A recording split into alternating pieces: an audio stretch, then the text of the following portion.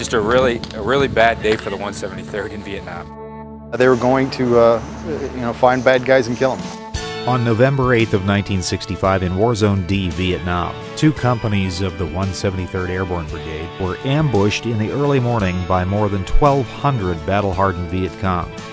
By the afternoon that day, 48 paratroopers were dead, many more wounded. That day had faded from the memories of most until it was memorialized by country artists Big and Rich in their song and documentary The 8th of November, featuring Vietnam veteran Niles Harris. Like a dark evil cloud, 1,200 came down on him and 29 more. They fought for their lives, but most of them died in the 173rd Airborne. And in 2007 at 0000 hours Zulu on Forward Operating Base Fenty in Afghanistan, 42 years after that fateful day, the 8th of November broke with a marathon. Charlie Med First Sergeant Drake Sladke helped organize the event. We were going to do it on New Year's Day, and then maybe 2 weeks later we received a package from James Bradley from the 173rd Association, and it had the 8th of November CD in it. We watched it, and as soon as we watched it, we knew that we had to change the date and do it on the 8th of November.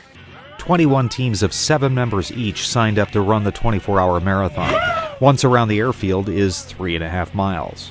Runners passed a bayonet, a symbol of the 173rd, instead of a baton.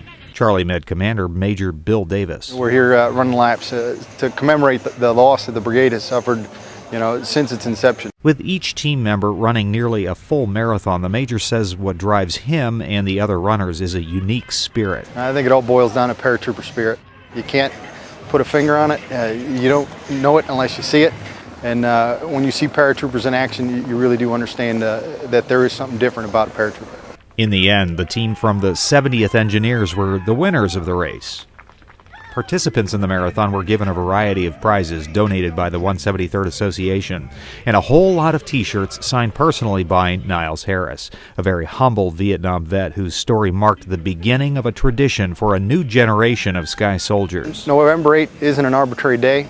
It's a good foundation. It was one of the first tests that our brigade had as a unit and in combat, and I think it is a good basis for a long-standing tradition for having something like this that honors the fallen of all of our wars.